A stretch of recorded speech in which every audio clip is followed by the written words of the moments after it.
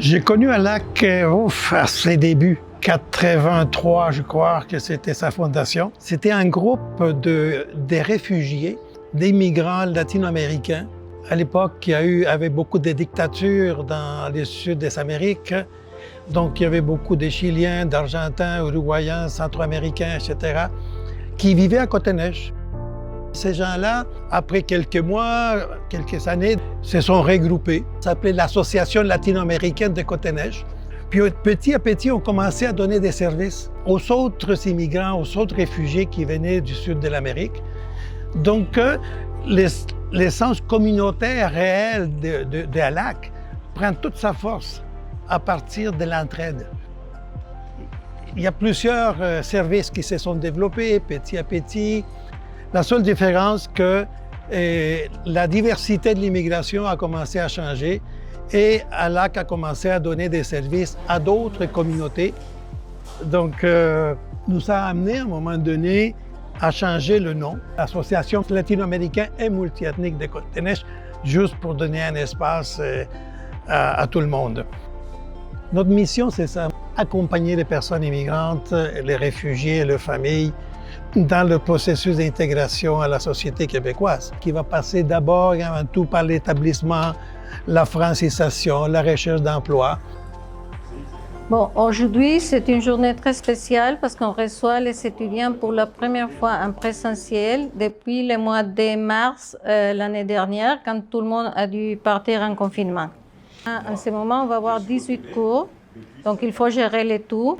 C'est des étudiants étrangers ou travailleurs temporaires qui habitent à Côte-des-Neiges, Côte-Saint-Luc, Notre-Dame-des-Grâces. Ça leur convient parce que c'est proche de leur endroit d'habitation et aussi de l'université ou le cégep où ils prennent d'autres cours. Parce que l'idée, c'est participer dans les cours pour pouvoir profiter et apprendre le français. On ne les prend pas par la main, on essaie de leur donner les outils nécessaires pour que ces gens-là se débrouillent dans le quotidien. Avec un obstacle qui est majeur, c'est la connaissance de la langue. Quand quelqu'un est en recherche d'emploi, puis doit passer une entrevue avec la faible connaissance de la langue, il est très difficile de faire valoir ses compétences avec les nuances, avec la profondeur qu'on aimerait.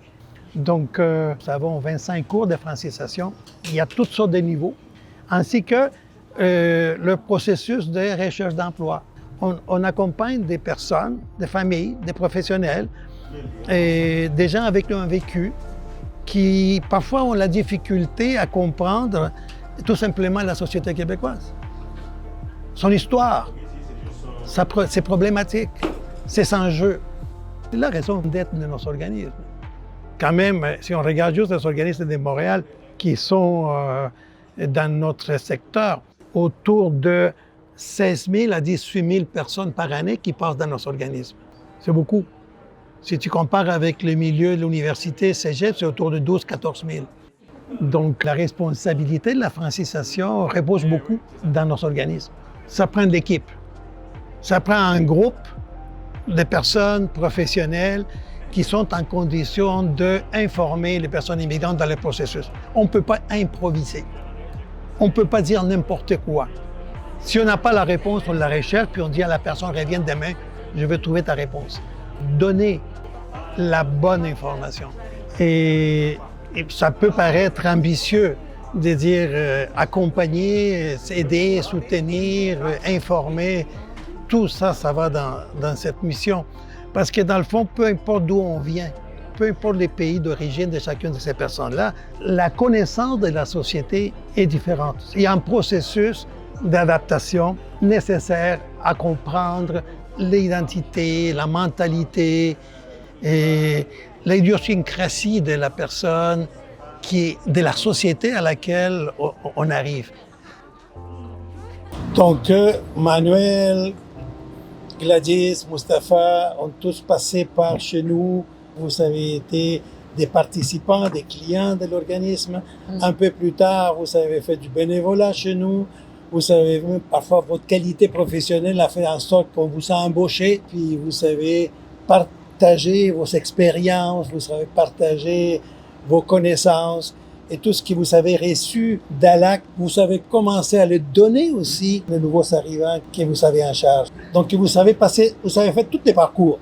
Moi, je suis arrivé au Canada en 2012 et on s'est installé justement à Côte-des-Neiges. Une fois, on a vu le panneau avec ma conjointe, on s'est dit, ben tiens, il y a des soutiens pour les nouveaux arrivants. On avait 12 mois peut-être.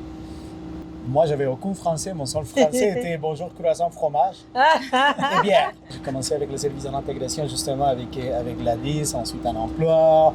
Je suis parti, j'ai trouvé un emploi ailleurs, à Saint-Léonard. Mais j'ai voulu toujours garder les fils avec ALAC en tant que bénévole. Et puis avec le temps, est devenu un employé. C'est ça, parce... D'avoir les soutiens d'ALAC en tant qu'employeur, en tant qu'ami, en tant que tout. C'était génial, c'était comme pour moi, c'était à l'époque, c'était comme un sommet.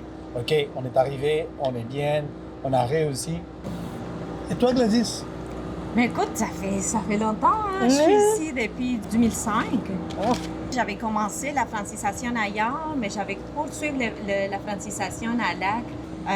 En fait, on avait discuté effectivement de mes connaissances, de mes compétences et tout, mais il m'avait donné une opportunité aussi de travailler à ALAC à ce moment-là, d'animer un atelier pour les personnes âgées.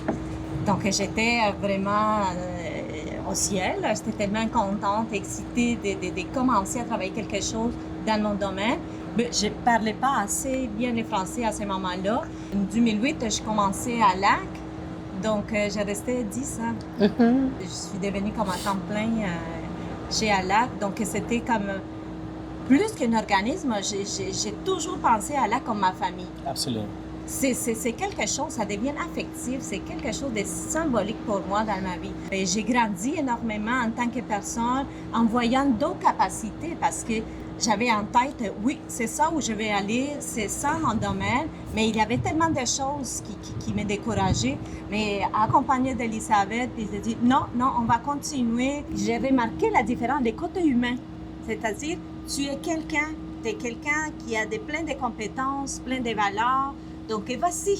Puis c'est ça que j'ai senti, cette motivation-là, cet encouragement. Toi, tu m'avais donné l'opportunité d'étudier et de travailler en même temps.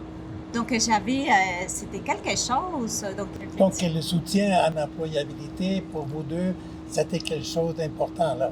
Ça c'est clair, ça c'est la base. Tous les deux, vous avez réussi, toi, à avoir ton doctorat en psychologie, travailler dans ton domaine à la commission scolaire, et Manuel a réussi à avoir son diplôme en tant que travailleur social reconnu La au Québec. Reconnaissance, parce qu'on avait déjà des diplômes. Oui.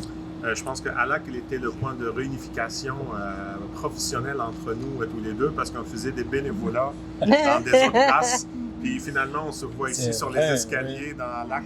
Qu'est-ce que tu fais ici? Oui, c'est vrai. Bénévolat ici. Vrai. Finalement, on travaillait ensemble.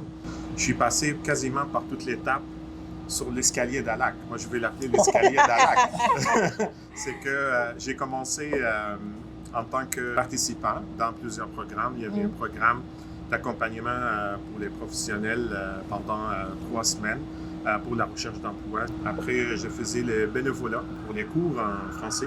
Ensuite, j'ai été embauché à ALAC en tant que secrétaire. Ça, c'était une expérience très unique parce que ça m'a permis de voir la première ligne de service. Comment ça se passe quand je voyais les gens, quelles sont leurs questions. Et là, ça m'a ouvert les yeux. Je dis, ça me rejoint à mes valeurs. J'aimerais bien continuer, pas justement dans ce secteur-là, dans le communautaire, mais vraiment avec ALAC. Puis, j'ai été recruté en tant que conseiller en emploi. Le fait que je parle 4 langues, ça m'a permis d'élargir mon champ de service avec plusieurs communautés. ALAC, elle m'a permis d'étudier en même temps, comme Manuel, comme Gladys. Donc là, j'ai eu mon MBA à HEC Montréal. Et c'était vraiment pendant que je travaille. Puis on a envie encore de donner. Moi, j'ai envie encore de donner, de participer. J'ai établi une très bonne relation aussi avec l'équipe d'employabilité, avec Elisabeth particulièrement. Ça m'est arrivé d'embaucher aussi 2 personnes grâce à ALAC.